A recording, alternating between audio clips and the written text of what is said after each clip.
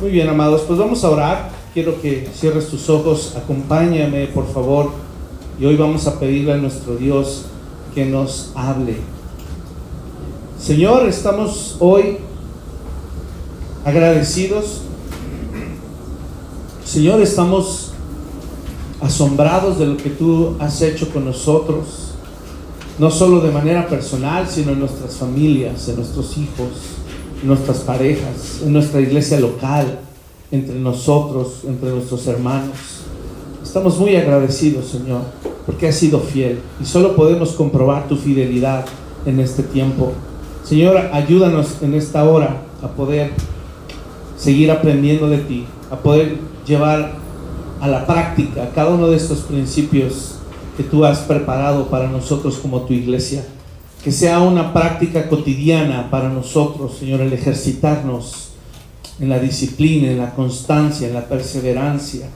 Que sea algo cotidiano para nosotros, Señor, correr la carrera permaneciendo firmes, poniendo nuestros ojos y nuestra mirada en tu Hijo Jesús, quien es el autor y consumador de la fe.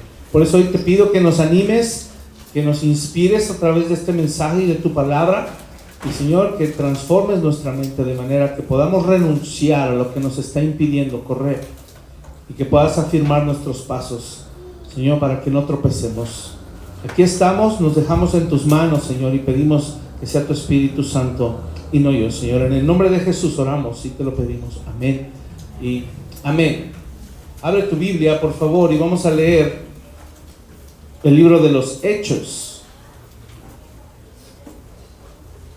Acompáñame al libro de los Hechos, capítulo 3.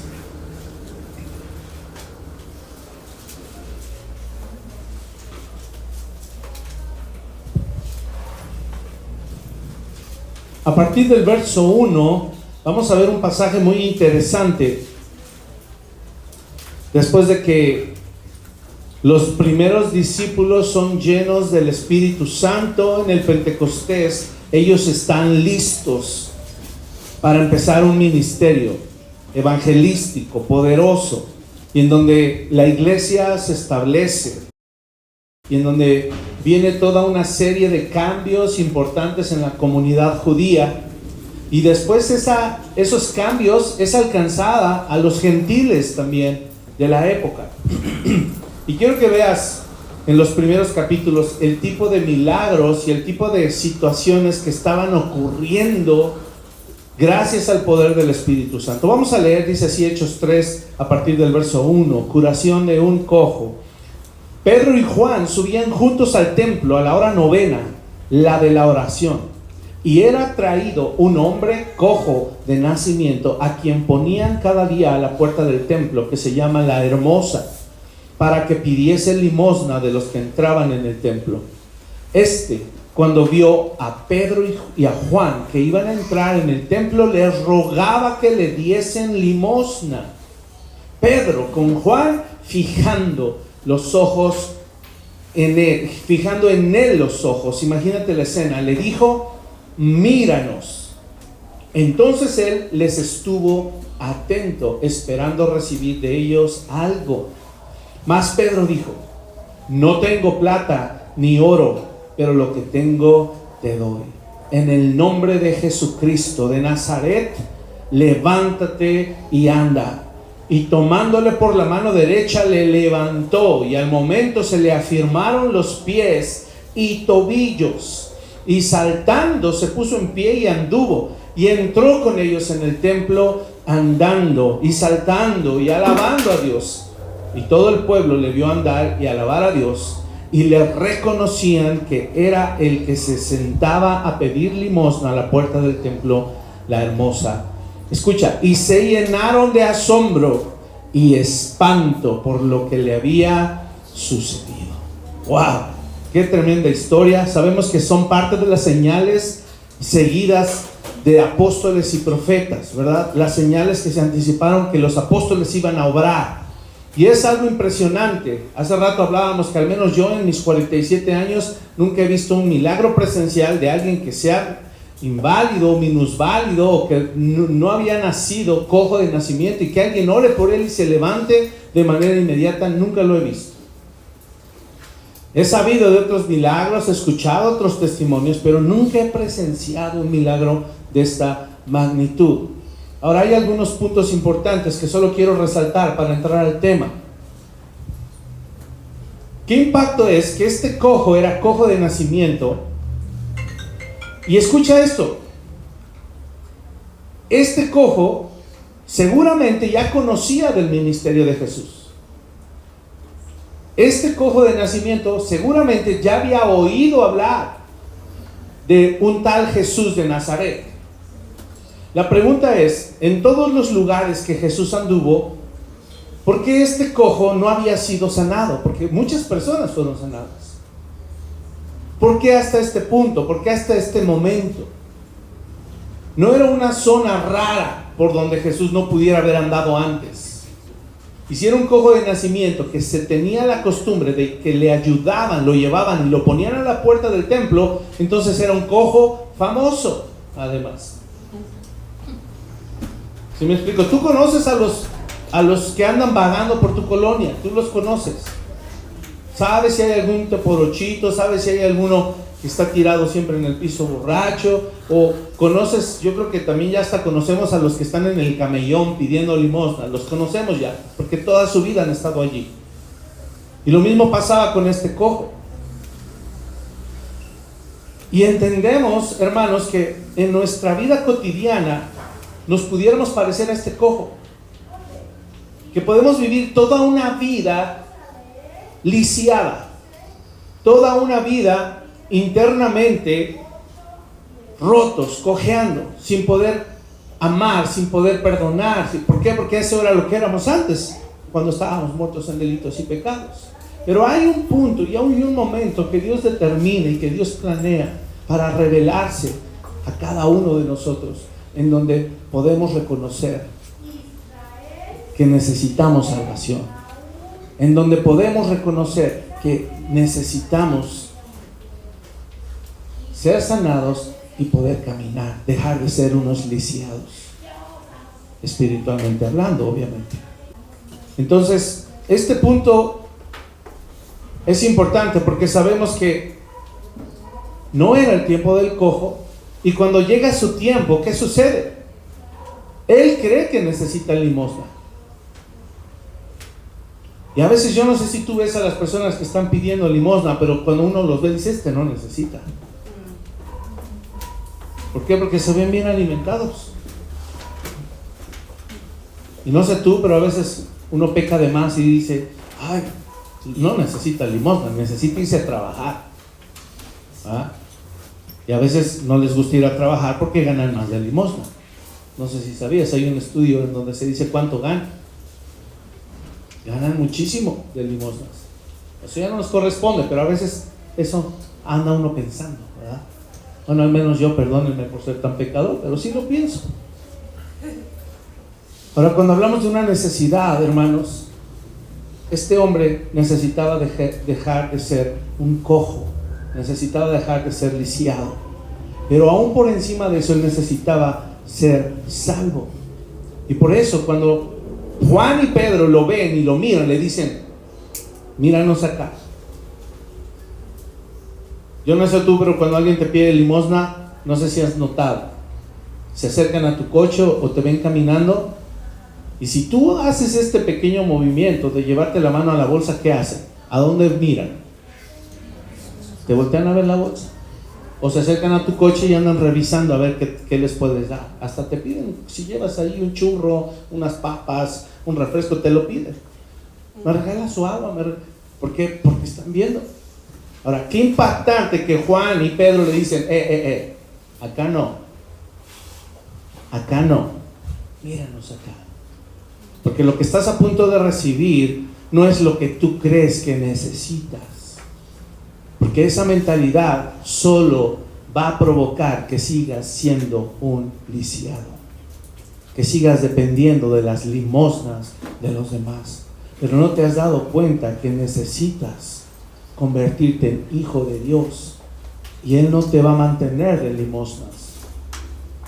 Ahora, si tú y yo pensamos en nuestra situación espiritual, no física, espiritual, quiero que medites, y esta pregunta es muy válida para que la tengas presente en tu mente y en tu corazón, porque si tú mantienes esta pregunta a lo largo de esta prédica, vas a poder entender de qué hablo. ¿Crees que hay áreas en tu vida en donde sigues viviendo como un lisiado? Medítalo. Esta enseñanza se llama levántate y corre. No levántate y anda. Levántate y corre. Porque el Señor necesita y le urge que nos levantemos y corramos la carrera que tenemos por delante. Es uno de nuestros pasajes clave y favoritos y nos lo memorizamos en un tiempo. Vamos a Hebreos capítulo 12 y a partir de ahí vamos a entender de qué hablo. Hebreos 12 es un pasaje inspirador, hermanos. Nos anima, nos alienta, nos inspira. Y justamente eso es lo que quiero hacer, eso es lo que pretendo hacer. Que teniendo en tu mente, concienzudamente, si hay áreas lisiadas en tu alma y en tu corazón, sepas que hoy el Señor puede extender su mano a ti y decirte: levántate y corre. Pero para eso, amado hermano, ¿qué crees que vas a necesitar? Versículo 1 dice: por tanto, nosotros también, teniendo en derredor nuestro tan grande nube de testigos, despojémonos de todo peso y del pecado que nos asedia y corramos con paciencia la carrera que tenemos por delante. ¿Qué le dijo Pedro y Juan al cojo? Míranos, ¿sí o no? Voltea a vernos. Y mira qué dice el verso 2: puestos los ojos ¿en quién? En Jesús, el autor y consumador de la fe, el cual por el gozo puesto delante de él sufrió la cruz, menospreciando el oprobio, y se sentó a la diestra del trono de Dios. Considerad aquel que sufrió tal contradicción de pecadores contra sí mismo, para que vuestro ánimo no se canse hasta desmayar, porque aún no habéis resistido hasta la sangre combatiendo contra el pecado, y habéis ya olvidado la exhortación que como a hijos se os dirige, diciendo: hijo mío, no menosprecies la disciplina del Señor, ni desmayes cuando eres reprendido por él, porque el Señor al que ama disciplina y azota a todo el que recibe por hijo. Si soportáis la disciplina, Dios os trata como a hijos, porque ¿qué hijo es aquel a quien el Padre no disciplina? Pero si se os deja sin disciplina, de la cual todos han sido participantes, entonces sois bastardos y no hijos. Por otra parte, tuvimos a nuestros padres terrenales que nos disciplinaban y los venerábamos. ¿Por qué no obedeceremos mucho mejor al Padre de los Espíritus y viviremos? Y aquellos ciertamente por pocos días nos disciplinaban como a ellos les parecía, pero para lo que nos es provechoso, para que participemos de su santidad. Es verdad que ninguna disciplina al presente parece ser causa de gozo, sino de tristeza, pero después da fruto apacible de justicia a los que en ella han sido ejercitados. Por lo cual, escucha, levantad las manos caídas y las que rodillas paralizadas. ¿A quién les recuerda? Al cojo. Y haced sendas derechas para vuestros pies, para que lo cojo no se salga del camino, sino que sea sanado. Seguid la paz con todos y la santidad, sin la cual nadie verá al Señor. Amado, este pasaje es inspirador y cobra más fuerza cuando lo vemos desde el contexto del capítulo 10 y el capítulo 11. No podemos ver este pasaje ni entenderlo si no sabemos qué dice el capítulo 10 y el capítulo 11. Tú y yo sabemos que esos capítulos, en el capítulo 10, nos presentan a Cristo como ¿qué? Como el gran sumo sacerdote. Capítulo 10 nos presenta a Cristo como la única ofrenda capaz de limpiar nuestros pecados y limpiar nuestras conciencias. Hebreos capítulo 10 nos presentan a Cristo como el que nos abrió un camino vivo y nuevo a través del cual nuestra comunión con el Padre es restaurada. Ya una relación, ya no de Dios criatura, una relación padre-hijo. Capítulo 10 también nos presenta a Cristo como el que nos da la libertad de poder entrar hasta el lugar santísimo. Y no solo eso, después de que nos presenta a Cristo, el capítulo 10 nos presenta nuestras responsabilidades. Dice, Él ya abrió un camino, Él ya fue el sumo sacerdote, el mediador de un nuevo pacto, Él ya fue la ofrenda, perdonó tus pecados. Por la fe hay que aceptarlo, pero por la fe también nos toca a nosotros, dice ahí capítulo 10, acercarnos a Dios. No solo acercarnos a Dios, también tenemos la responsabilidad de mantenernos firmes, dice, sin fluctuar en la profesión de nuestra esperanza. Responsabilidad también que nos corresponde a nosotros en el capítulo 10, dice, considerándonos unos a otros para estimularnos a las buenas obras. ¿Y sabes cuáles? Son muchas obras, pero ¿sabes cuál es la única buena obra que ahí mencionan? Y que ponen en énfasis, no dejando de congregarnos, como algunos tienen por costumbre. Por eso es importante que estés aquí 9:30 de la mañana y empieces a venir los miércoles, reunión de varones, de mujeres, y los domingos, por supuesto. ¿Vale? Hay muchas buenas obras, pero es una de las que resaltan, porque es nuestro compromiso, es nuestra responsabilidad. También ahí en el capítulo 10, otra de nuestras responsabilidades, sufre padecimientos. Hemos venido hablando muchísimo esto, y por último ahí dice, y tengan fe. No sé si sabías, pero el capítulo 10 acaba así. Tengan fe. Para empezar el capítulo 11, que es maravilloso. El gran problema del creyente es que nomás se aprende el verso 1. Después, la fe, la certeza de lo que se espera, la convicción de lo que no se ve. Pero eso no es un versículo que promueva una fe ambigua. Eso no es un capítulo que promueva una fe subjetiva, una fe en cualquier cosa y una fe ciega. Esa no es la fe de Dios. Esa no es la fe cristiana. Si tú y yo tomamos solo ese versículo, vamos a causar estragos en nuestra vida, porque vamos a pensar que podemos inventarnos cualquier cosa y solo porque tengo fe va a suceder. Ya lo hemos hablado. ¿Cuál es la certeza y cuál es la convicción de la fe? Es pues la fe la certeza de lo que se espera, la convicción de lo que no se ve. Es justo la certeza del capítulo 10. Si no, no se puede entender la fe. La certeza de que Jesucristo es nuestro sacerdote, es la ofrenda, es el único camino, la verdad y la vida. Es en ese objeto que debemos poner la fe. Por eso Hebreos 12 dice, puestos los ojos en Jesús. Ahora entendemos cómo están relacionados capítulo 10, capítulo 11 y capítulo 12. Forman un todo para cerrar todo lo que se ha venido hablando en la carta completa. El capítulo 11 es un capítulo de transición, porque solamente habla eso respecto a la fe, y luego viene una lista de héroes de la fe. ¿Sabes por qué les llaman héroes de la fe? Porque creyeron y... No, creyeron y... Falta algo en la fe. Obedecieron. Creyeron y obedecieron. Héroes de la fe, su nombre está escrito aquí y en el libro de la vida. Y probablemente tu nombre y mi nombre no esté escrito aquí en la Biblia, amado, pero tenemos la certeza que está escrito en el libro de la vida, por la fe y por nuestras obras también. No te equivoques, primero fe, luego obras, no obras y luego fe. Sí, está claro eso también.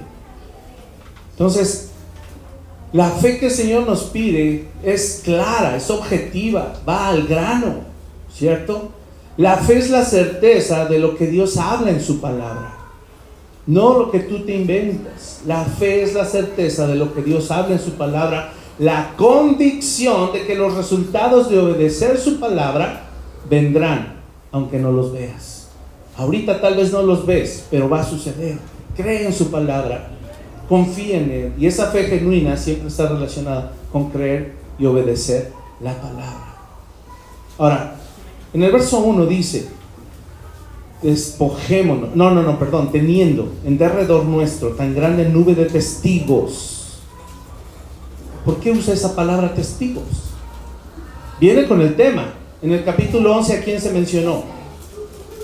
¿De quién se habló? ¿Se acuerdan de algunos de ahí? Dimos toda una serie. Adán primero, luego Noé, ¿quién más?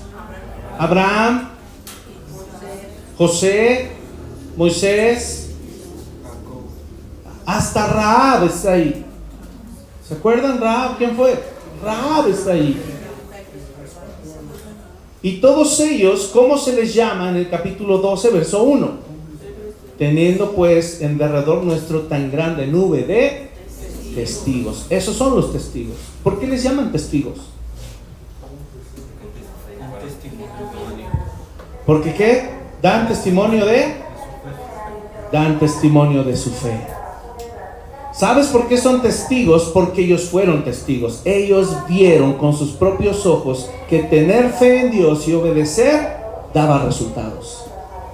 Su vida misma habla de los resultados de tener fe. Y esos fueron testigos que hoy para nosotros son un ejemplo. Esos hombres dan testimonio de que la fe en Dios es genuina, de que la fe en Dios es verdadera. Esos hombres nos ayudan a entender que si tú crees en su palabra y confías en ella, Dios va a ser fiel y Él va a dar los resultados que prometió que daría. Ellos experimentaron en carne propia. Yo no sé si tú recuerdas, pero hay un pasaje justo ahí en el capítulo 10 de Hebreos, al final dice: mas el justo por la fe vivirá. Y yo no sé si tú sabes de dónde viene el origen de ese versículo. Es una referencia cruzada. Está en Habacuc.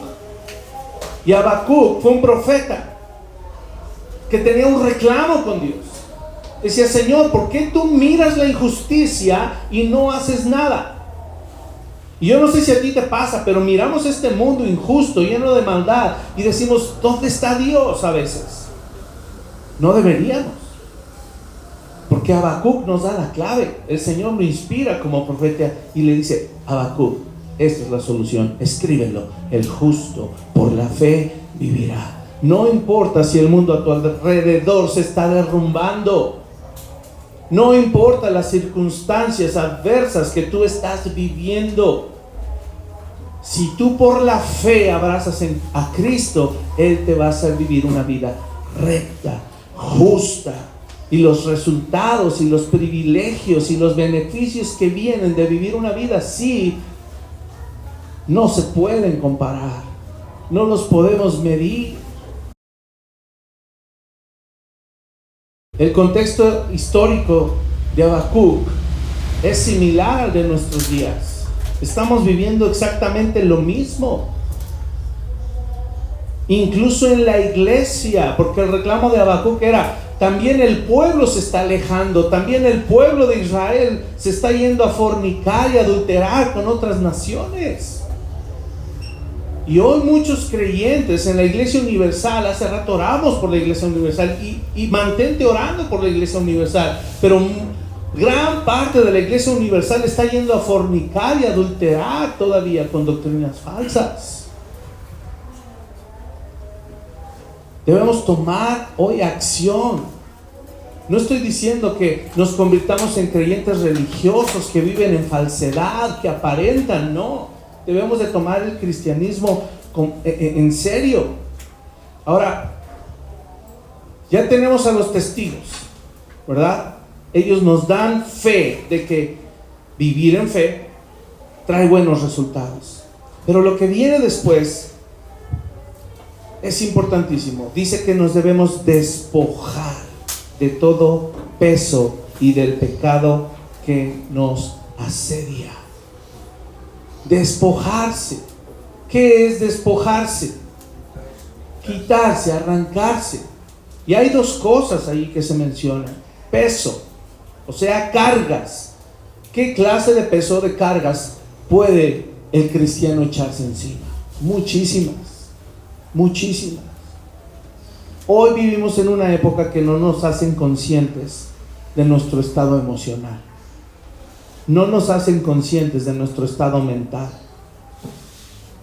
Nos estimulan, nos crean ansiedad nos dan placebos para satisfacer nuestra ansiedad, para pretender satisfacer nuestra necesidad, pero no nos dejan plenos, no nos dejan satisfechos, pero nos vuelven dependientes del mundo. Y es terrible cómo la iglesia ha cedido ante la tentación. Y hoy la iglesia está dando placebos también a los creyentes, porque buscan más señales, milagros y manifestaciones, cuando no valoran que hoy tienen al Espíritu Santo de Dios viviendo y morando dentro de ellos. ¿Qué más milagros necesitamos? El cojo no necesitaba un milagro, necesitaba el Espíritu Santo morando dentro de él. Eso necesitaba ese hombre. Todo lo que se interpone entre tú y Dios, entre tú y el camino de la verdad, entre tú y la carrera, es un peso que te obstaculiza y que te impide avanzar. Pregúntate qué obstáculos hay en tu vida. ¿Te preocupa lo económico? ¿Dudas? ¿Temores? Hay gente que hasta el tráfico le provoca ansiedad. ¿Por qué? Cosas tan mínimas, el estrés cotidiano, problemas en el matrimonio, ¿qué tal? Problemas de relaciones en la iglesia, hijos que no andan en el Señor, claro que te aflige. Ser papá soltero, ser mamá soltera, son cargas que nos oprimen, válidas. Pero si ya los identificaste, los puedes entregar al Señor, te puedes despojar de ellos, y no solo del peso, sino del pecado. ¿Qué tan fácilmente el pecado te enreda? ¿Qué tan fácilmente el pecado te detiene? Tú recuerdas que Dios, cuando reprende a Caín, ¿cómo le dijo? Caín, el pecado está a la puerta. Es decir, el pecado es pegostioso. De manera muy fácil pecamos. El pecado no está a la vuelta de la esquina, el pecado está en nuestras narices. Y si tú no eres cuidadoso y cedes ante el pecado, va a ser una carga, te va a enredar. El pecado se va a aferrar a ti, te va a abrazar y no te va a dejar correr. ¿Cuántos han metido a nadar con ropa? ¿Se puede? Grave error. Mujercitas, al mar con un vestido. ¿Se puede? No se puede. Ahora imagínate salir con toda la ropa mojada. Ya ni ahí afuera ni siquiera puedes correr ni caminar bien, porque toda la ropa se te enreda. Así es el pecado. Ahora respire y di: gracias a Dios, hay solución para ambas cosas, tanto para el pecado como para el peso. Hay solución, nos podemos despojar de él. ¿Cuándo viene el peso y cuándo viene el pecado? Cuando dejamos de poner los ojos en Jesús, cuando no corremos la carrera de la fe. Si tú dejas de poner tu mirada en Cristo, vas a empezar a preocuparte, vas a empezar a afanarte, y los pesos te van a oprimir y a agobiar tanto que entonces vas a empezar a ceder ante el pecado también. Ten cuidado cómo corres la carrera, lleno de peso y de pecado, o despojado, libre, porque el Señor te llamó a ser libre. Número 2, versículo: miremos solo a Jesús. Dice: puestos los ojos en Jesús. ¿Por qué? Porque Él es el autor y consumador. ¿Sabes qué es esa palabra autor? Pionero, fundador, el precursor de la fe. Es Él, todo comienza en Él. Y no solo es el autor, es el consumador. ¿Sabes qué es consumador? El que lo lleva a su plenitud, el que la completa. Y si ponemos nuestros ojos en Él, vamos a poder iniciar la carrera y vamos a poder terminar la carrera también. Por eso miremos solo a Jesús. Él tuvo que hacer lo mismo. Recuerda, Él no usó su divinidad para poder soportar las tentaciones aquí en la tierra. Él no hizo trampa. Él se despojó de su divinidad. Aunque era Dios, no usó su divinidad. Él vivió completamente como ser humano, sujeto al Padre, y fue probado y fue tentado en todo, y por eso te entiende y me entiende. Pero dice que Él sufrió la muerte y soportó la cruz. ¿Cómo? Por el gozo puesto delante de Él. ¿Cómo? Con gozo. Aceptó, hermano, dimensiona esto. Jesús aceptó la vergüenza como si no fuera nada, porque era mayor el gozo de saber qué iba a producir su sufrimiento, qué iba a producir su muerte en la cruz. Es desde que piensa en Jesús. Dile a tu hermano, piensa en Jesús. No pienses en ti, no pienses en el problema, piensa en Jesús. Eso dice el verso 3. Tú sabías que fueron muy hostiles con Jesús. Todo el tiempo fueron hostiles con Jesús. ¿Cómo lo trataron los fariseos? ¿Qué pensaban de Jesús?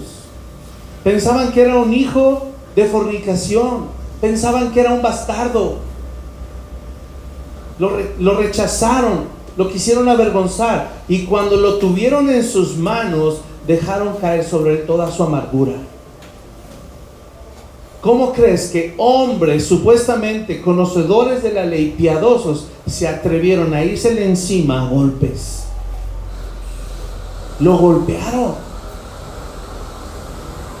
Los principales, los sacerdotes, los maestros de la ley, cuando supuestamente lo cacharon en una blasfemia, se le fueron encima y lo entregaron a gentiles para que lo azotaran, lo flagelaran, lo avergonzaran.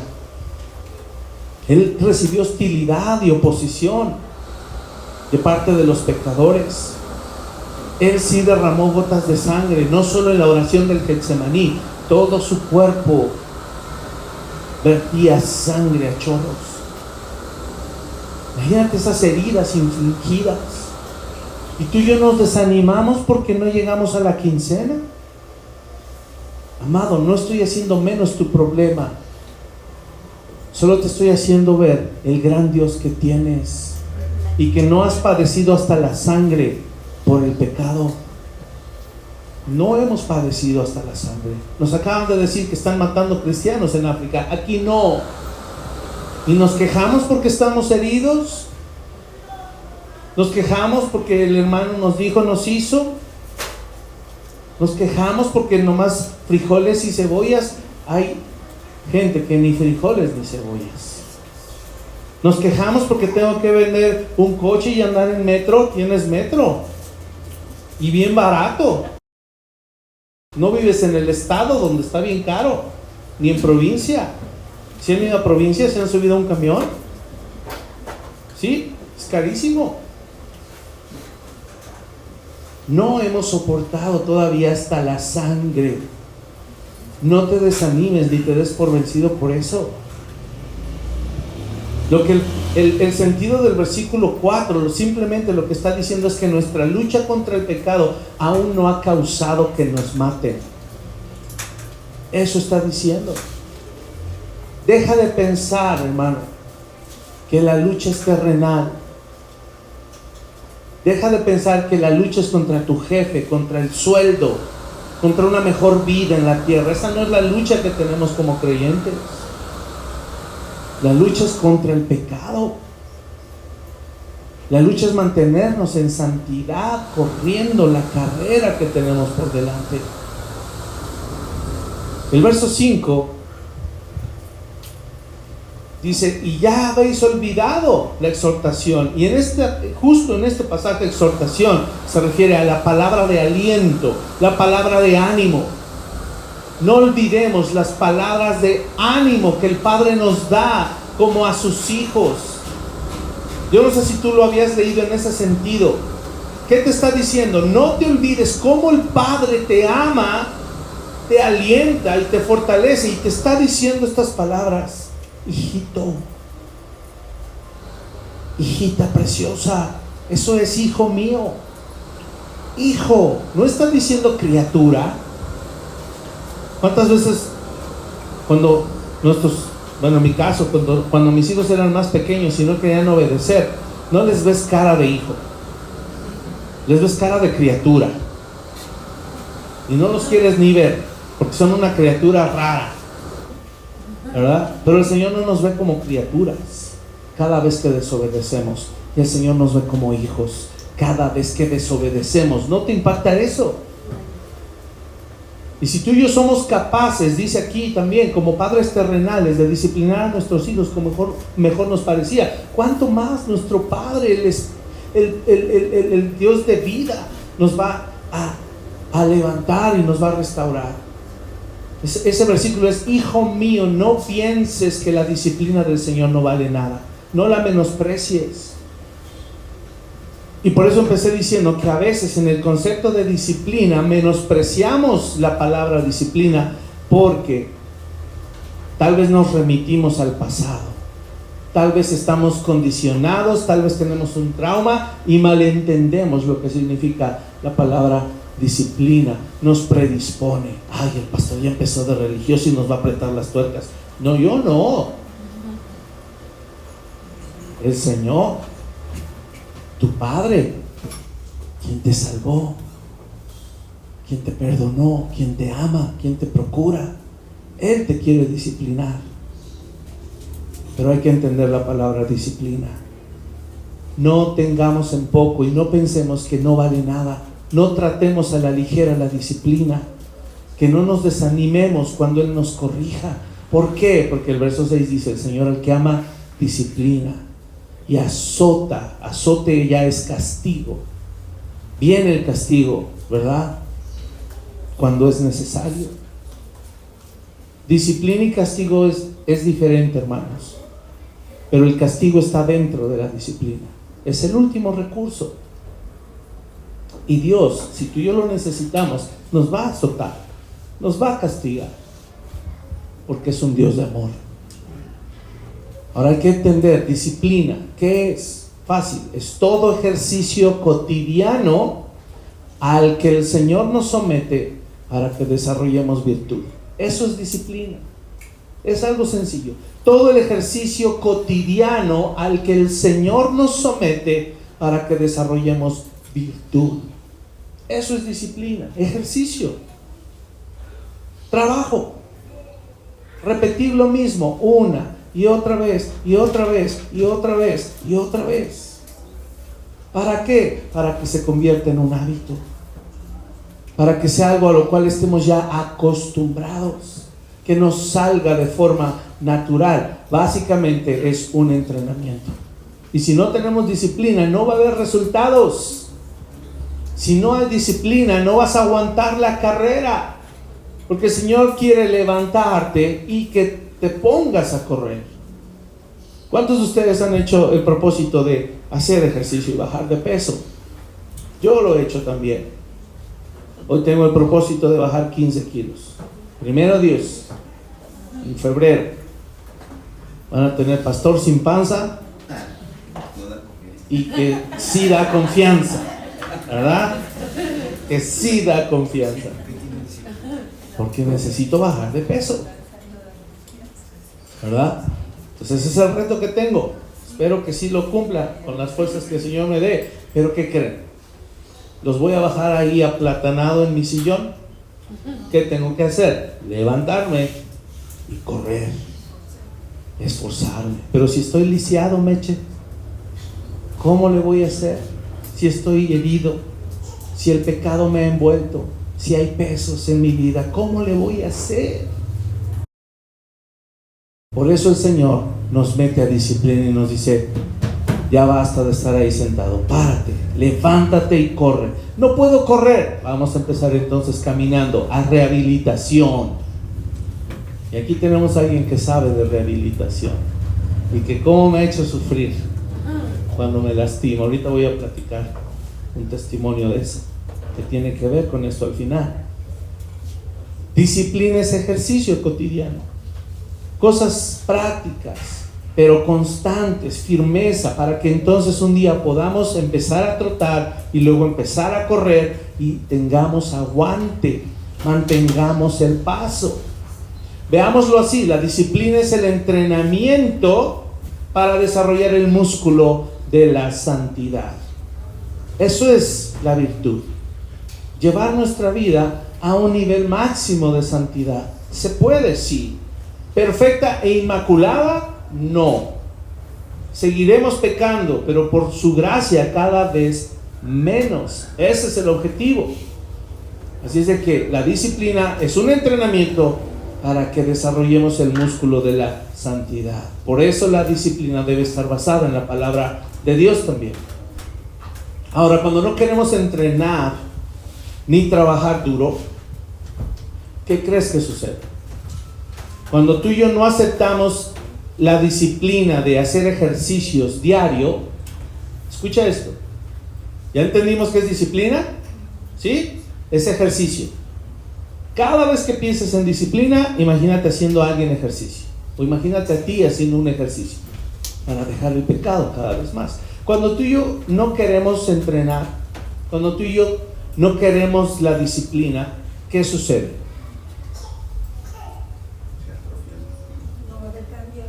No, ¿qué hace Dios? Perdónenme. ¿Qué hace Dios? Te azota. Es cuando viene el castigo.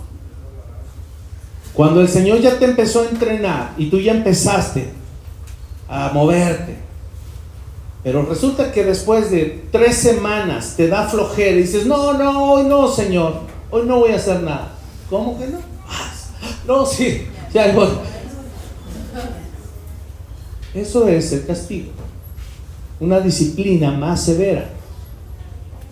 ¿Es mala? No. ¿Es necesaria? Sí.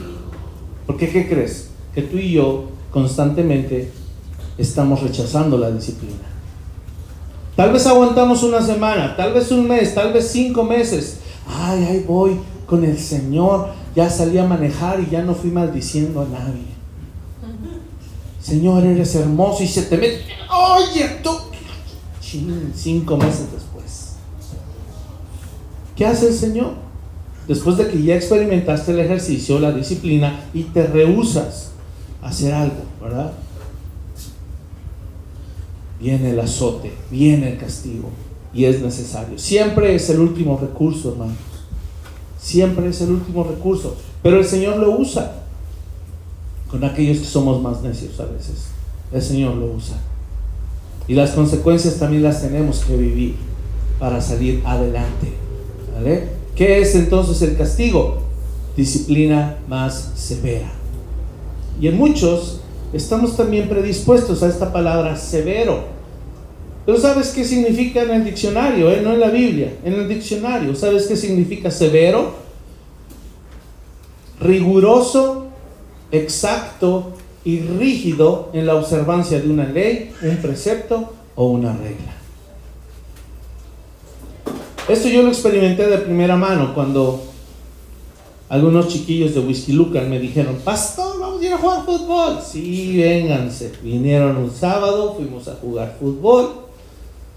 A los 5 minutos el pastor, bien crack, después de meses de no hacer actividad física, da un paso rarito, caigo mal, y aquí en mis, donde le llaman en las gomitas, ahí siento un punzón. ¡Pah! Hijo, no había sentido un dolor más intenso, profundo y punzante. No pude jugar más, dejé de jugar. ¿Y qué creen que hice? Diligentemente. No, pues ya no pude jugar. ¿Qué hice diligentemente? Nada. No hice nada. Pasaron 3 meses y no me fui a atender, teniendo aquí a la experta. ¿Y qué creen que empezó a pasar? Que ese dolorcito, cada vez que uno camina, ¿qué te provoca? Dolor. ¿Y cómo uno camina? Cojo. ¿Sí o no? Y cada vez que uno cojea, ¿para qué cojea? ¿Por qué cojea? O porque te duele o para tratar de evitar el dolor, ¿verdad? No pisar y que no te duela. ¿Estás de acuerdo? Pero de todas formas duele. ¿Sí o no? Cuando anda uno rengo, duele de todas formas. Me empezó a doler el tobillo. A las 2 semanas no hice nada. Al mes me empezó a doler la rodilla. Es verdad. Al poquito tiempo me empezó a doler aquí en la cadera, tanto que no podía dormir. Al poco rato me empezó a doler de este lado. Al ratito me empezó a doler la otra rodilla y al final ya me dolía el otro tobillo. Como que hizo así. ¿Qué creen que hizo su pastor diligentemente? Nada. Hasta que Lulú me regañó. Dije, Lulú, me duele, pero no quiero ir porque me vas a hacer sufrir. Y dicho y hecho, me regañó, fui al consultorio. Desde la sesión 1 me quitó el dolor de toda la pierna derecha. En la sesión 1. Además es comercial, es muy buena. Es muy buena. En la sesión 1 me quitó el dolor de toda la pierna derecha. Me dijo, va a tardar, pero tienes que hacer esto y esto y esto y esto. Ok, me sacó ahí a su patio de rehabilitación. Y ahí está el pastor. Bien dinámico, bien entusiasta, no te rías, Lulú, no me dejes en mal. Y entonces uno empieza y ella te dice, fácil, así, puntitas, ¿no? Y uno así, no, así no, párate derecho. No, es que me paro derecho y me duele, me duele más. Cuando te paras derecho, chueco, duele más derecho. Es impactante. Y entonces ahí estaba duro y darle la rehabilitación. Y cada sesión es de ese dolor, como cantaría el hermano Marcos Witt, me haría llorar o reír. No sabes si llorar o reír del dolor. ¿Te ha pasado ese dolor? Así estaba yo cada terapia. Y luego a más, y a más, y a más. Y tardó mucho tiempo en que se me quitara el dolor, porque fui negligente. Ahora, ¿por qué hablo de todo esto?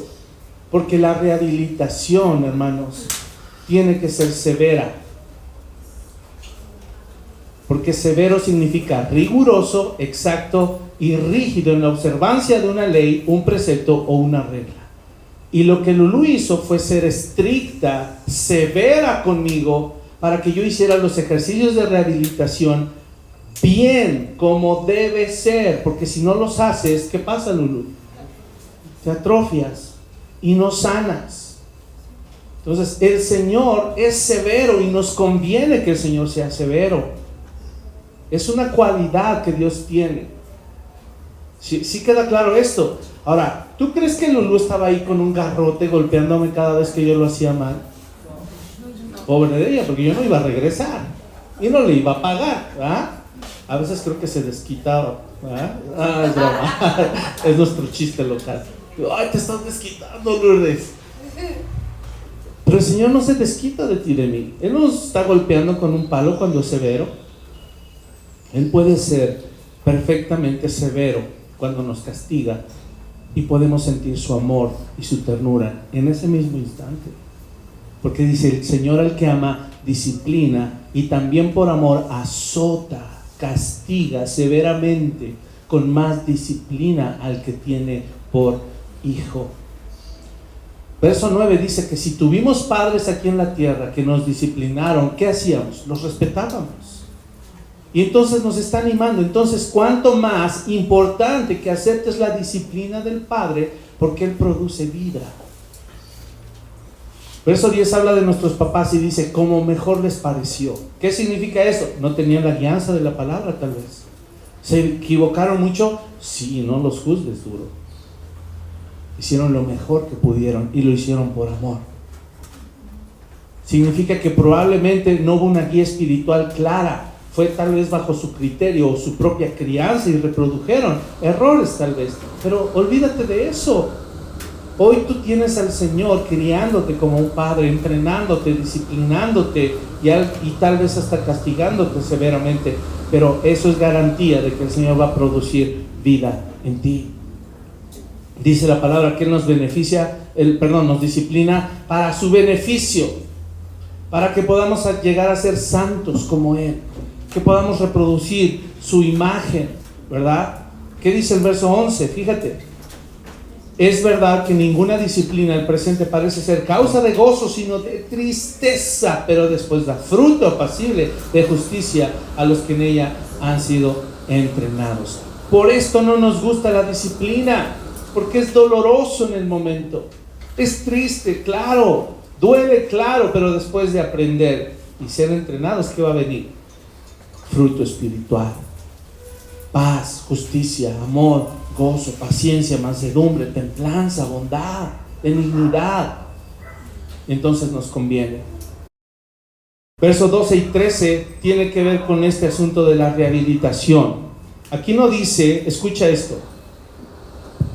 Escucha, dice: por lo cual, levantad las manos caídas y las rodillas paralizadas y échate a descansar en el sillón. No dice eso. ¿Qué dice? No dice que porque te duele algo de tus extremidades, te eches al sillón y descansas. No, dice: haz sendas derechas para tus pies, para que lo cojo no se salga del camino, sino que sea sanado. ¿Qué está diciendo? Rehabilitación.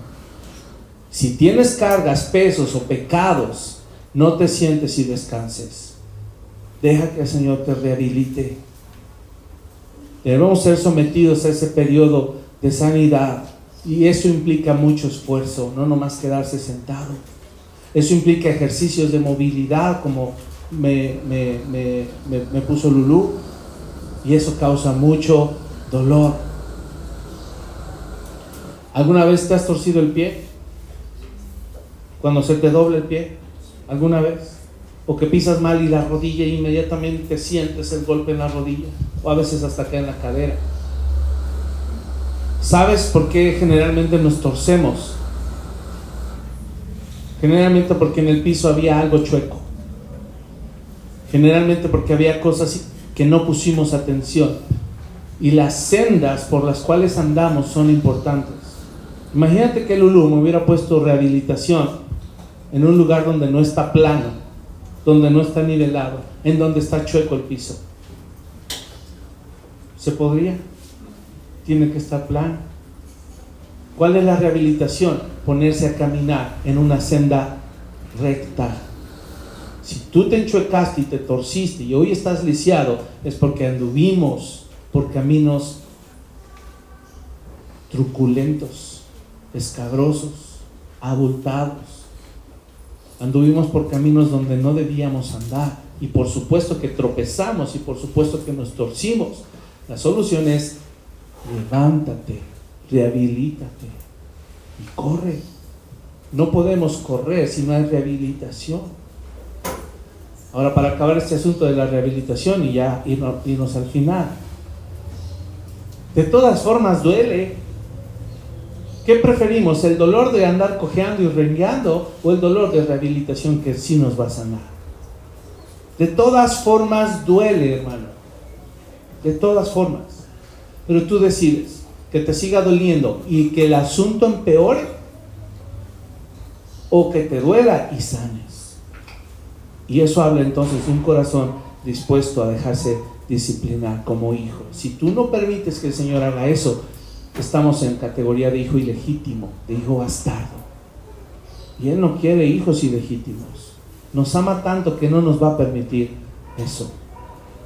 Por último, el verso 14 dice: seguid la paz con todos y la santidad, sin la cual nadie verá al Señor. Porque de eso se trata el cristianismo, amado, de seguir la paz con todos, de amar al Señor por sobre todo y amar a nuestro prójimo como a nosotros mismos, que nuestras relaciones sean saludables, que vivamos libres del pecado, que vivamos en paz con todas las personas y que procuremos la santidad. ¿Por qué? Porque cualquiera que no lleve una vida santa, dice aquí, no verá a Dios. Necesitamos la santidad. Así es que hoy te animo a que aceptes la disciplina del Señor. La disciplina es ejercitarte. ¿Cómo te vas a ejercitar? En tu casa tú puedes diseñar, de acuerdo a la palabra, pídele al Señor sabiduría. ¿Cómo diseñar un plan de disciplina en casa? Si dejaste de hacer devocionales personales, retómalos. Si dejaste de hacer devocionales en familia, retómalos. Varones, si dejaste de orar, ora. Si dejaste de orar con tu esposa, ora con ella. Dejaste de orar con tus hijos, ora con ellos. retoma el camino, levántate, rehabilítate, déjate disciplinar, ejercicios cotidianos, y vas a estar corriendo en menos de lo que tú crees cuando pongas tus ojos en Jesús. Lo necesitamos, amados. Así que les animo el día de hoy. Amén. Vamos a orar y vamos a pedirle al Señor que nos ayude. Señor, tu bendita palabra hoy nos ha alumbrado. Tu palabra nos ha enseñado la importancia de aceptar la disciplina y entenderla, sobre todo, Señor. Padre, perdónanos si hemos creído que eres un Dios intransigente, que eres un Dios tan severo que no refleja amor, un Dios con normas o reglas tan estrictas que hoy nos parecen religiosidad. Señor, perdónanos, porque eso lo hemos concebido desde la perspectiva del mundo. Esas ideas las hemos absorbido tal vez de una crianza defectuosa, tal vez de traumas del pasado, tal vez de figuras de autoridad que abusaron de nosotros y marcaron nuestro corazón. Señor, hoy entendemos como creyentes que si somos discípulos tuyos, necesitamos aceptar la disciplina como ejercicios cotidianos. Señor, que si somos necios y no queremos aceptar la disciplina, necesitamos recibir castigo severo. Señor, pero eso de ninguna forma te convierte a ti en un tirano. Perdónanos si hemos creído eso. Perdónanos si creemos que obedecer tu palabra y establecer orden, disciplina en la iglesia local, en nuestra amada iglesia, Señor, es ser religioso o ser intransigente. Renueva nuestra mente, porque nos quieres llevar a la excelencia, nos quieres llevar a la santidad.